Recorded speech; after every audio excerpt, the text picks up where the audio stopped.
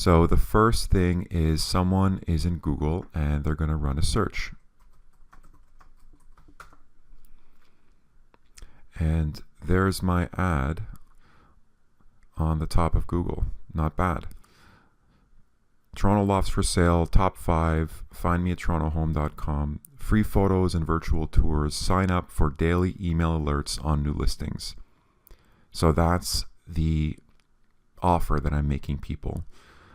They click on the ad and it brings them to the lofts for sale landing page. So they're getting exactly what they want. They typed in lofts for sale in Google, they clicked on the ad, and now they're on the lofts for sale landing page. So the focus of this page is listings. They scroll through the photos, they see something they like, they click on it, and then this is what's called forced registration. So they have to register in order to access the listing.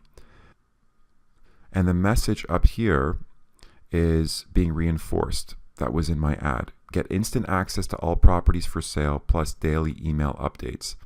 Registration is free and takes less than 20 seconds. So again, there's that consistency in my offer.